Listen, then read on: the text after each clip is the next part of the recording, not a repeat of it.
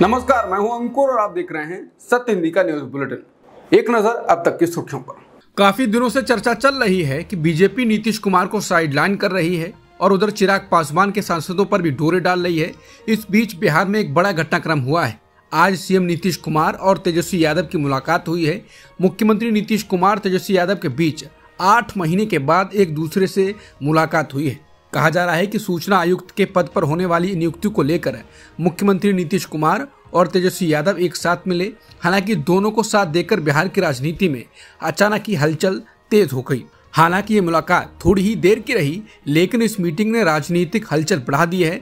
चाचा और भतीजे की इस मुलाकात को लेकर बिहार की सियासत में एक बार फिर कयासबाजियां शुरू हो गई हैं। केंद्र सरकार में मंत्री जयंत चौधरी की आरएलडी केंद्र और यूपी सरकार में एनडीए की सहयोगी है। दोनों ने लोकसभा चुनाव साथ मिलकर लड़ा था, लेकिन अब आरएलडी आने वाले चुनाव में बीजेपी को झटका देने की तैयारी कर चुकी है। जल्द ही जम्मू कश्मीर में चुनाव होने वाले हैं। इस चुनाव में रालोद की भी एंट्री हो गई है। रालोद यहां अकेले चुनाव लड़ेगी। जम्मू कश्मीर के चुनाव में रालोद ने बीजेपी से अपनी राहें अलग कर ली हैं। माना जा रहा है कि रालोद 15 से 20 विधानसभा सीटों पर चुनाव लड़ सकती है। इसके लिए पार्टी महासचिव त्रिलोक त्यागी ने 23 स्टार प्रचारकों की लिस्ट जारी कर दी है। रालोद की नजर उन सीटों पर है जहां ओबीसी और पिछड़े वर्ग के मतदाता ज्यादा संख्या में हैं। इसके साथ ही पार्टी की नजर यहां के मुस्लिम वोट बैंक पर भी टिकी हुई है। बिहार के मुख्यमंत्री नीतीश कुमार की पार्टी जम्मू कश्मीर में 6 सीटों पर चुनाव लड़ने जा रही है। जदयू की तरफ से 2 उम्मीदवार पहले चरण में उतारे गए हैं। पार्टी के राष्ट्रीय प्रवक्ता राजीव रंजन प्रसाद का कहना है कि राष्ट्रीय पार्टी बनाने के लिए हम लोग लगातार काम कर रहे हैं और उसी के तहत दूसरे राज्यों में भी चुनाव लड़ रहे हैं। इसी के तहत जम्मू कश्मीर में भी चुनाव लड़ रहे हैं। पार्टी का वहां पहले से संगठन है। बिहार में नीतीश कुमार ने जो काम किया है वो हमारा बड़ा आधार है। उसके बदौलत ही हम दूसरे राज्यों में चुनाव लड़ रहे हैं। बीजेपी प्रवक्ता अजय आलोक आज सोशल मीडिया पर छाए हुए हैं। दरअसल बीजेपी नेता अजय आलोक ने ट्वीट किया है कि मैं बहुत खुश हूं दोस्तों, अभी मुझे फोन आया कि मेरी बेटी को Rutgers school of medicine new Jersey से ज्वाइनिंग कॉल आया है। उसने पूरे परिवार को गौरवान्वित किया है। इसके साथ ही एक अन्य ट्वीट किया है और बताया है कि मेरा बेटा भी नीट के लिए काउंसलिंग कर रहा है। एक बार जब वो उसमें शामिल हो जाएगा तो ये सपना सच हो जाएगा। उसके लिए भी प्रार्थना कर रहा हूँ क्योंकि वो भारत में होगा। मेरे दोनों बच्चे अमेरिकी नागरिक हैं और ये उनकी पसंद है कि वो कहाँ स्टडी करें। अगर वो स्कोर करने और अपना स्थान सुरक्षित करने में सक्षम हैं तो हम माता पिता के रूप में हमेशा गर्व महसूस करेंगे। इसके बाद उनके इन ट्वीट्स को रीट्वीट कर लोग कमेंट पास कर रहे हैं। कुछ लोग कह रहे हैं कि अपने बच्चों का कांवड़ यात्रा वाला फोटो नहीं है क्या।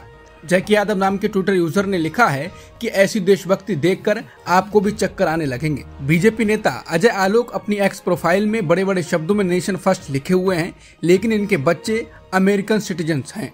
इनके बच्चे अमेरिका में पढ़ते हैं और ये उनके अमेरिका में एडमिशन लेने की खबर को साझा करते हुए खुद को प्राउड लिखते हैं। जिस इंसान के लिए नेशन फर्स्ट होगा वो व्यक्ति अपने बच्चों के विदेशों में पढ़ने से कभी भी प्राउड फील नहीं होगा।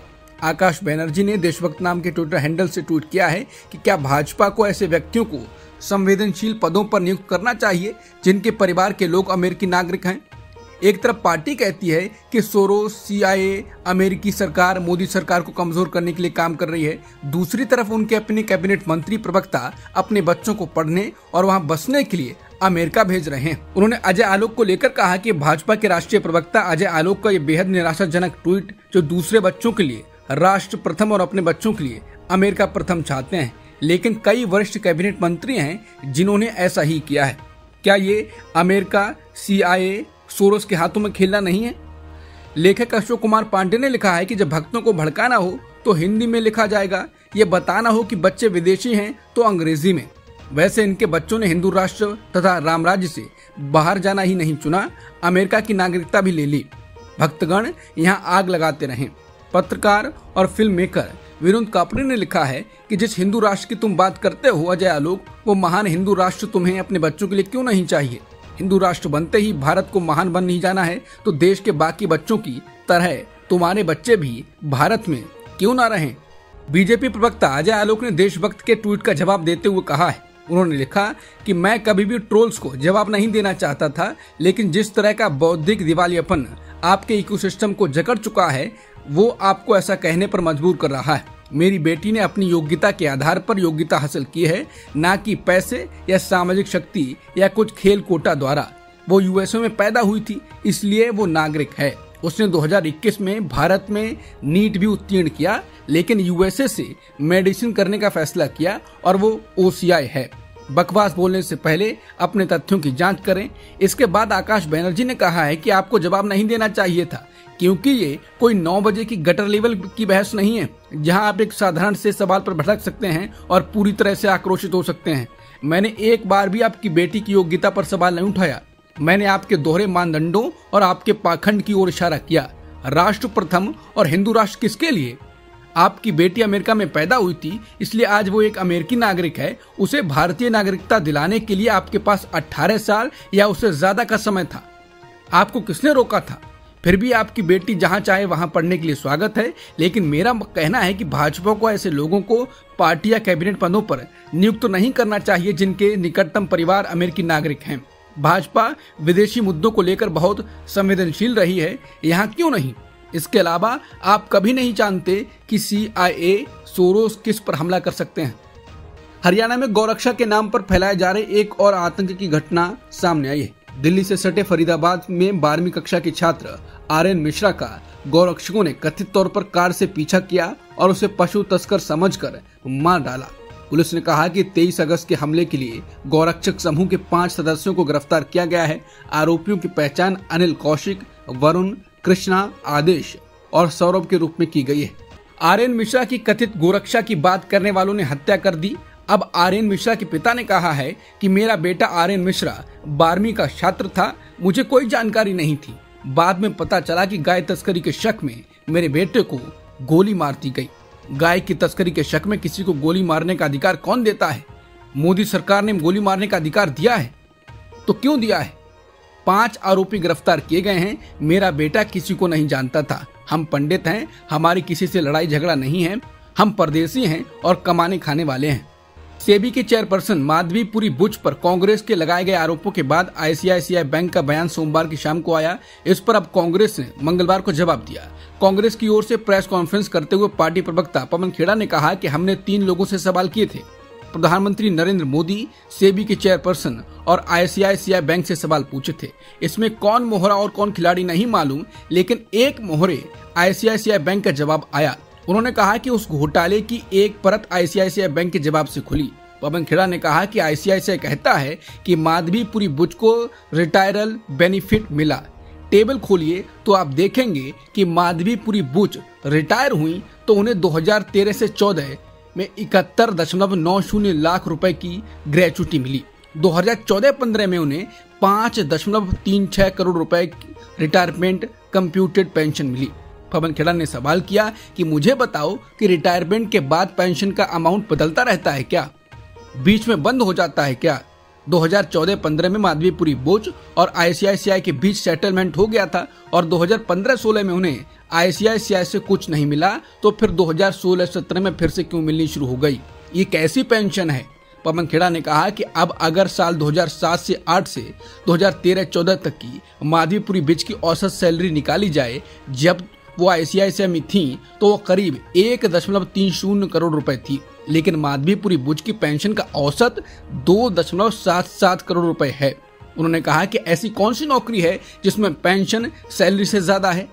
उम्मीद है कि माधवीपुरी बुच जवाब देंगी कि 2016-17 में तथाकथित पेंशन फिर से क्यों शुरू हो गई थी। बता दें, ICICI बैंक ने जवाब दिया था कि बैंक छोड़ने के बाद उसने रिटायरमेंट लाभ के अलावा कोई भी तनख्वाह या ग्रांट एम्प्लॉय स्टॉक ऑप्शंस माधुरी बुच को नहीं दिए। आरजीकर हॉस्पिटल के पूर्व प्रिंसिपल संदीप घोष समेत सभी 4 आरोपियों को 8 दिन के लिए CBI के रिमांड पर भेज दिया गया है। घोष समेत 4 आरोपियों को CBI ने आरजीकर हॉस्पिटल में वित्तीय अनियमितताओं के मामले में सोमवार शाम को गिरफ्तार किया था। CBI ने कोर्ट में कहा कि भ्रष्टाचार के मामले में बड़े नेक्सस का पर्दाफाश जरूरी है। कोर्ट ने चारों को CBI के रिमांड पर भेज दिया है। इस मामले में 10 सितंबर को अगली सुनवाई होगी। मंगलवार को पश्चिम बंगाल की विधानसभा ने बलात्कार के खिलाफ पेश किए गए अपराजिता बिल यानी एंटी रेप को सर्वसम्मति से पारित कर दिया। अपराजिता महिला एवं बाल विकास 2024 में फास्ट ट्रैक कोर्ट की स्थापना का प्रावधान किया गया है। बिल के मुताबिक पहली रिपोर्ट दर्ज होने के 21 दिन के भीतर ट्रायल पूरा हो जाना चाहिए। बिल पेश किए जाने के बाद सदन में चर्चा के दौरान मुख्यमंत्री ममता बनर्जी ने कहा कि नए विधेयक के प्रभाव में आने के बाद बलात्कार और दुष्कर्म के मामलों से निपटने के लिए पुलिस में विशेष अपराजिता कार्य बल गठित किया जाएगा ताकि जांच तय समय सीमा के अंदर पूरी की जा सके। बता दें, बिल के दुष्कर्म के लिए आजीवन कारावास या फिर मृत्युदंड और जुर्माना दोनों का प्रावधान किया गया है। विपक्ष के द्वारा हावी होने के बाद आरएसएस जातीय जनगणना के मुद्दे पर झुक रही है। इस बीच बिहार के पूर्व मुख्यमंत्री और आरजेडी प्रमुख लालू प्रसाद यादव ने आरएसएस को चुनौती दी है। उन्होंने कहा है कि इन आरएसएस और बीजेपी वालों का कान पकड़कर दंड बैठक करा के इनसे जातिगत जनगणना कराएंगे। इनकी क्या औकात है जो जातिगत जनगणना नहीं कराएंगे। उन्होंने कहा कि इन्हें इतना मजबूर करेंगे कि जातिगत जनगणना करनी ही पड़ेगी। दलित, पिछड़े, आदिवासी और गरीब की एकता दिखाने का समय अब आ गया है। जातिगत जनगणना पर आरएसएस की टिप्पणी के बाद कांग्रेस ने मंगलवार को सवाल किया कि चूंकि संघ ने हरी झंडी दे दी है तो क्या प्रधानमंत्री मोदी कांग्रेस की एक और गारंटी को हाईजैक कर अब जातिगत जनगणना कराएंगे। आरएसएस ने सोमवार को कहा था कि उसे विशेष समुदायों या जातियों के आंकड़े एकत्र करने पर कोई आपत्ति नहीं है, बशर्ते इस जानकारी का उपयोग उनके कल्याण के लिए हो, न कि चुनावी लाभ के लिए। राजनीतिक औजार के रूप में इसका इस्तेमाल होना चाहिए। कांग्रेस महासचिव जयराम रमेश ने कहा कि जातिगत जनगणना के लिए इजाजत देने वाला आरएसएस कौन है। आरएसएस जब ये कहता है कि चुनाव प्रचार के लिए जातिगत जनगणना का दुरुपयोग न किया जाए तो इससे उसका क्या मतलब है? क्या ये न्यायाधीश या अंपायर बनना है? उन्होंने सवाल किया कि आरएसएस ने दलितों, आदिवासियों और ओबीसी के लिए आरक्षण पर 50% की सीमा को हटाने के लिए संवैधानिक संशोधन की आवश्यकता पर रहस्यमय चुप्पी क्यों साध रखी है। रमेश ने कहा कि अब जब आरएसएस ने हरी झंडी दिखा दी है तब क्या नॉन बायोलॉजिकल प्रधानमंत्री कांग्रेस की एक और गारंटी को हाईजैक करेंगे और जाति जनगणना कराएंगे।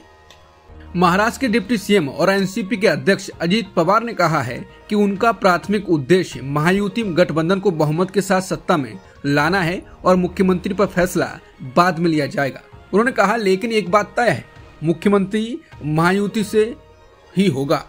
रोहतक में सुनारिया जेल के पूर्व जेल सुपरिंटेंडेंट सुनील सांगवान भाजपा में शामिल हो गए। सुनारिया जेल में जब सुनील सांगवान तैनात थे तो बलात्कार और हत्या के दोषी गुरमीत राम रहीम को 6 बार पैरोल या फरलो पर रिहा किया गया था। कहा जाता है कि राम रहीम के भाजपा में सीधे संबंध हैं।